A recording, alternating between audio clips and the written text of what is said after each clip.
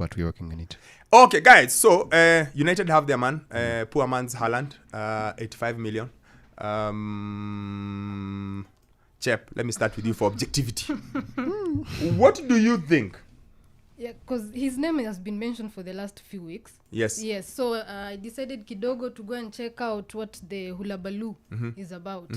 So he was in Atalanta. Yes. Yes, he was their main striker. They bought him the other season. 1.8 million. Yes, so alimnunua ni 17. 17 million. 17 million. 17. Yes. Actually, sorry, let me correct that. In January, he moved for 1.8 million. Sindio? Yeah. Yes? I Like would- No. Let's read. Internet is your friend. In January 2022, Hojlund joined Sturm Graz for a reported fee of 1.8 million euros. January 2022. Yes. So that's a year and a half ago, a year and 8 months ago. Okay? And then when he joined them, what did he do? He scored 12 goals in 21 games across all competitions for 2021-22 season and the start of 22-23 season. Then on August 2022, that's last year, he was signed by Atalanta for 17 million euros. Yes. And now he's being signed for 85 million euros. It's 70 plus 15 add-ons, yes? Yes, 70 plus 15, yeah. Good business. Yes, and last season he scored only 9 goals. Yep. Yeah. In 32 appearances. Yes, the math is not mathing. Okay, that's good business. For Atalanta, that's good business. They've done good business. They've got money. Yeah. But this, for me personally, I think this is another case of Manchester United just overpaying for something that it's for potential. This is overpaying for potential. Because what you're buying is 19 or 20. Yeah. It's They're 20, about- 10, 20 February. 20, yes.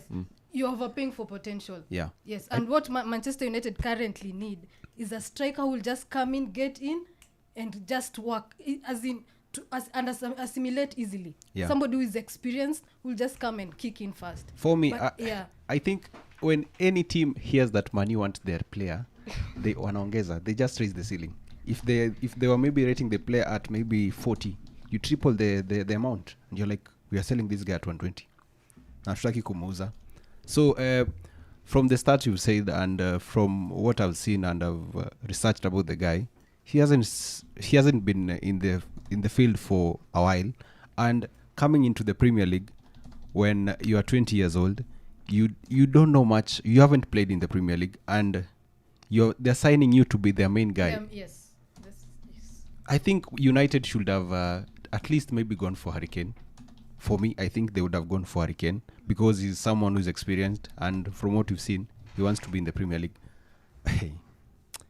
Yeah, because Just good business. You're already overpaying. Just go overpay for Hurricane Yeah. to serve you for 3 seasons. Maybe win some, maybe a title, a trophy here and there before he retires. Because I don't know. I'm just it's one of those cases. Sammy, explain to us. Hiya, Sammy, let's go. The word doing rounds in the room is skepticism. Yes. Yeah. So tell us.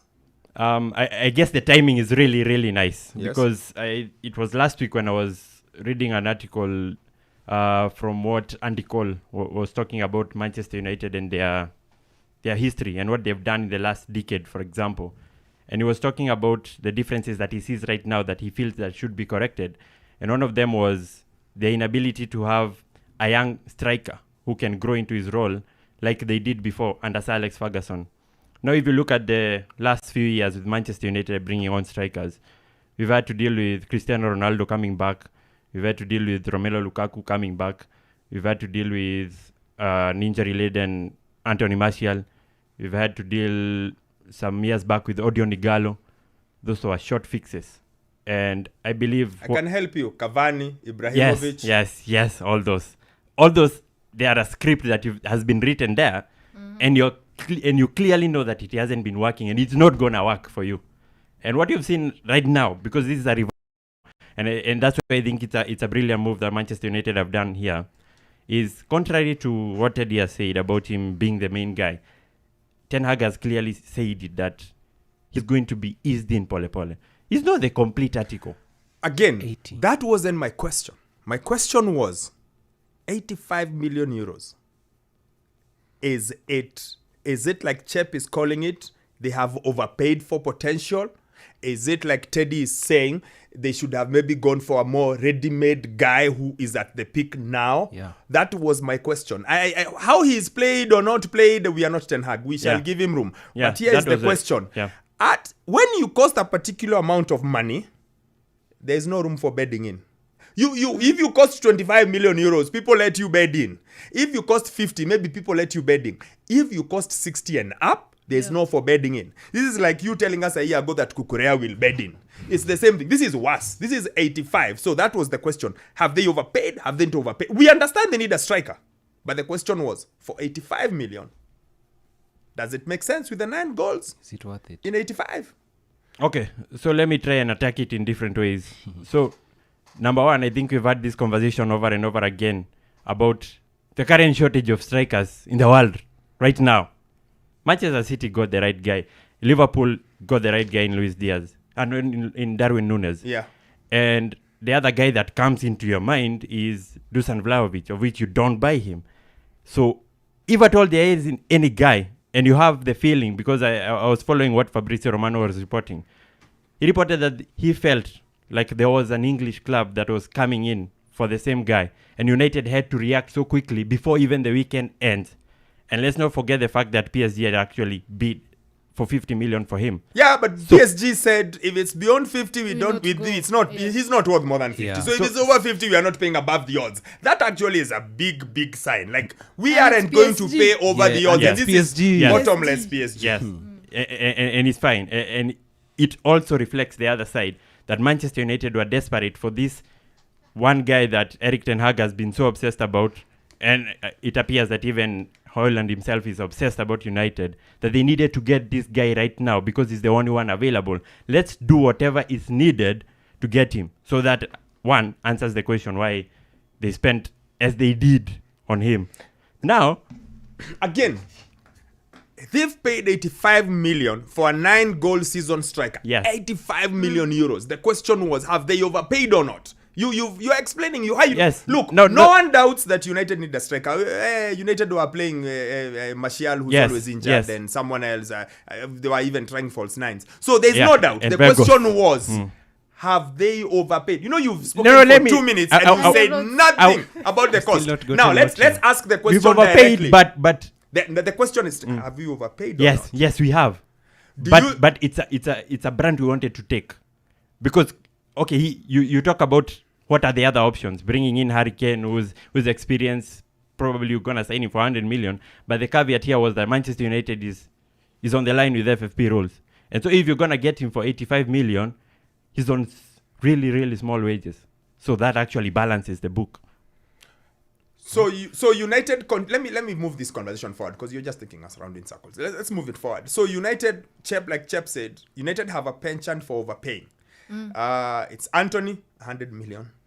Hojlund, 85 million.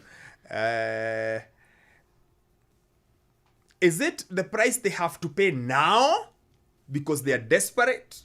Why do United get... And this has happened for long. This goes back to Alexis Sanchez. United just have made it a way where they continuously overpay. Like, they do things. I go back to the Fellaini deal. Back under Moyes, many years ago, almost a decade ago, when they could have bought him for X on his release clause, they didn't, and then they paid him for Y. They paid Y. What does that say? Or is it worth it, the overpaying? Do you think the overpaying is worth it? Do you think it's something they have to go through? Yes. I repeat again, because we talked about this at the end of the season, on what Manchester United need to do on the gaps they need to fill. Striking was one of them, and we desperately needed a guy. And looking at the market, there aren't many guys that actually have this kind of potential that maybe Erik ten Hag wants. So if this is the situation you've been put under, push the chips in, and that's what Manchester United have done. Even looking at the other signings, Go big or go home. yes, that's what they're doing right now. He's the current guy. He's the only one who's available. Go for him right now. And if you're judging Erik ten Hag on the signings he's done, 75% of them have hit the nail. Yeah, but not at 85 million. Like, guys, it's 85 million euros for a 20-year-old Now, who has okay. scored 9 9 goals. goals. He's Yes. been in Like, this is a kid who 18 months ago was worth 1.8 million All right. euros. Now, 18 can we months get ago, he wasn't in into deeper things rather than just looking at the stats, as you say. So what are the deeper things? So the deeper things are this guy wasn't playing as a central striker. Oh, so he's not even a central He striker. wasn't playing. He was No, not no, being no, no, no, no, deployed no. there. So he's not even a central. So what is he? No, I'm judging him with the 9 goals you're talking about at No, Atalanta. no, we are asking. We don't know. Yes, Sammy, what yes, we are asking is, yes. you are saying, by the way, Yeah. just so that you know, he wasn't even being played as a... So like, Yes, so Atalanta, what, yes. So what is he? He's a centre forward, and that has been showed So- at Sturm Graz that you mentioned, and at Denmark recently when he scored 5 goals in around 6 games. And- I and remember Manchester asking So that's United- clear. same Let me question. ask. And Manchester United, the scouting team, whatever, couldn't see him a year ago.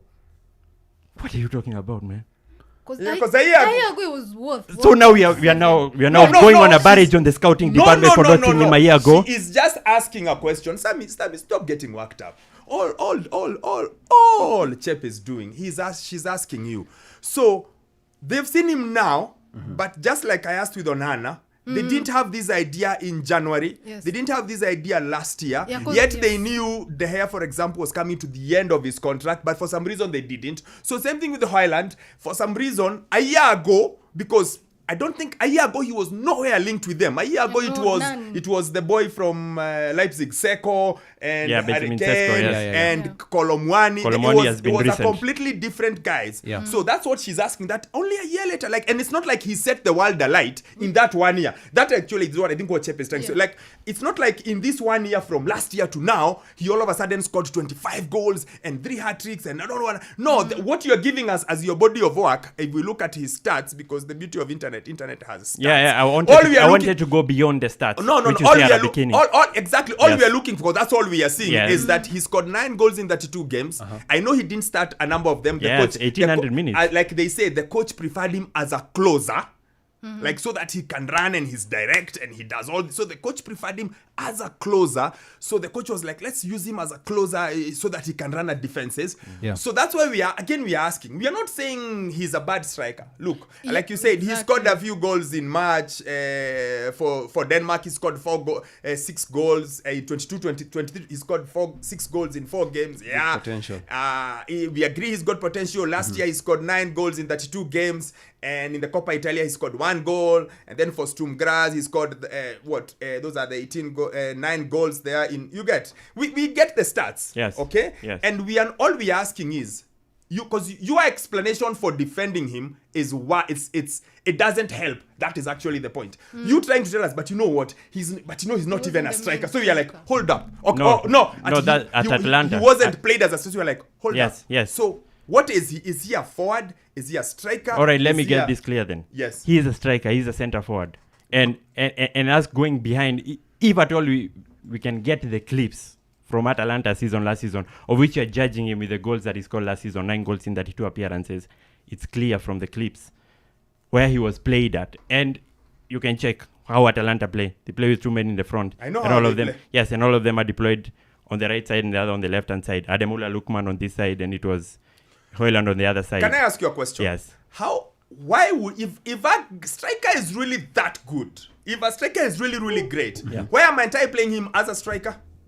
Why am I playing him wide left, wide right? If this guy is a natural born goal scorer who does great things, why am I as Gasparini, the Atalanta coach? Yeah. Why am I choosing to play him on the left, like you said? You said he was playing on the left or on the right? left-hand side cutting in. on the left cutting in. Yeah. Why am I choosing that way? Yes. If I know for sure Yeah. he's such a good striker. If he's showing this, it's like you saying, Haaland in the last season, he was played on the left, but he's a very good striker. Like, you play a guy in his strongest position. So why were they playing him off his best position if he is 85 million euro worth? No. The beauty about him is that this guy is really multifaceted. And I haven't really studied about Gasperini and the formations he plays. He might have a different idea about him. I'm not a bigger fan of Serie A to know how they defend on that end. But what I can say is that, number one, you're from Manchester United's end, and to address how special he is right now at his small age. And the thing that I wanted to say is that we are not getting a complete article, number one. So this guy is 6'3". He's a really tall guy. Poor man's Haaland, I called him. Are there also Yeah, many- and I'm not going to push it that Poor far. man's I'm Haaland. not Yeah. going to push it that And the far. comparison Poor started. man's Yes, Haaland. and I'm that- not among the guys who's going to make any comparisons Okay, with uh-huh. with Erling Haaland. it's 6'3" not guy. like He's really good in dribbling, and the beauty about it is also quick. So deploying him on the wings was a plus for him because you could easily glide past defenders. So he's a striker, but we think we put him on the wing rather than That put him was in center. Gasperini. That was Gasperini. But then if you marry with what Manchester United are all about, a fast guy means then if you are counter-attacking from what Manchester United have been doing in those tough games, then this is the right guy to go in. And you look at the tips from him at Denmark. He's a guy who gets into the box so frequently, and he's How heading. many games has he played for But Denmark? First off, Hold on. How many We games are has look- he played we- for Denmark? No. we have Like a you're limited- saying- we no, have a like you're limited, saying- yeah. Sammy siko ubaya. Mi nauliza tu. Like you're saying, when you watch him play for Denmark, I'm like, so how many games has he played for Denmark? I don't know how many he's played, but I'm looking at the clips I that can are tell you. available. Yeah, I can tell you. yeah, Six. yes. So those are the clips that are available, and that's what you're judging him on. So he's basically being judged with 9 goals in 32, 6 games for Denmark. Yes? 6 games, 6 goals for Denmark. Yeah. And that totals And what up. and what else you see? That totals up to it. Because here is the thing. I know I say statistics are like a bikini. Yes, they there are. are few places in football where the statistics just speak. And the biggest place where statistics speak in football is where it's the easiest place to look at statistics in football is where The goals scored. That one you cannot hide under, but he makes the pass before the pass. No, a striker's work is simple. Put the goals in. It's Pass the goal clear. in. It's always how do you score goals? Do you not score goals? And then we go into the other turn, which was like in the example of Drogba. You are not a great goal scorer, but you are a scorer of great goals yes. or big goals. So Drogba, Mark Hughes, same was up. The kind of guys who the bigger the stage, the more he raises up. Then you have a guy who's a volumes guy. Haaland is a volumes guy. He scores goals.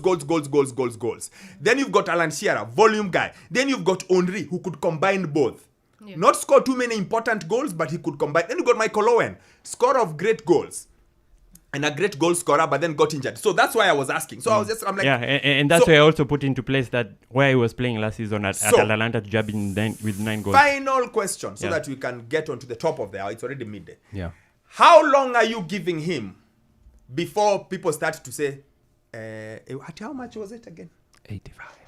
How long do we give him? How long, as a United, how long are you giving him? My personal preferences would be 1 season. 1 season would be enough for him to have bedded in because I believe he's not going to be the guy that starts in immediately. He's going to be pole too from the substitute bench, come in, pata some few minutes. 1 season too.